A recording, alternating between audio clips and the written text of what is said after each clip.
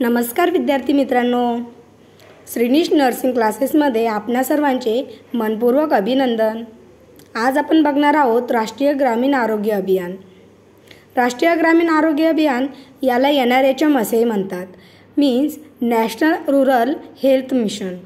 नागरिकांचे जीवन आरोग्याचा दर्जा उंचावण्यासाठी भारत सरकारने 2005 ते 2012 या 7 वर्षासाठी NRHM 5 एप्रिल 2000 रोजी सुरू केले। NRHMचे उद्दिष्टे आरोग्य सेवेत सुधारणा घडवून आणणे। ध्येय नंबर 1, शिशु मृत्यू दर 1000 मागे 30% कमी करणे।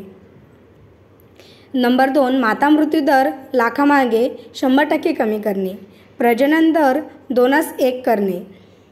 नंबर 4, हिवतापाने होणाऱ्या मृत्यूमध्ये 2010 पर्यंत 50% तर 2012 पर्यंत घट करणे।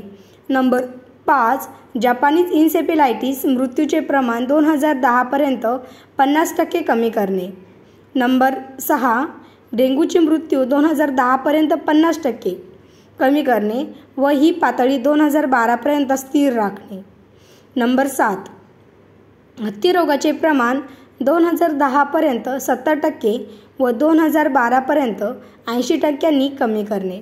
नंबर 8, काळ्या आजाराच्या मृत्यूमध्ये 2010 पर्यंत 100% घट करणे व हे प्रमाण 2012 पर्यंत तसेच राखणे। नंबर 9, 2012 पर्यंत 46 लाख मृत्यूबंधू शस्त्रक्रिया पार पडणे म्हणजे कॅटॅरॅक्ट। नंबर 10, कुष्ठरोगाचे प्रमाण 10,000 लोकांना एकास 8 करून नंतर 10,000 लोकांना 1 पेक्षा कमी करणे। नंबर 11, डॉट्स वापरून 85% क्षयरुग्ण बरे करणे।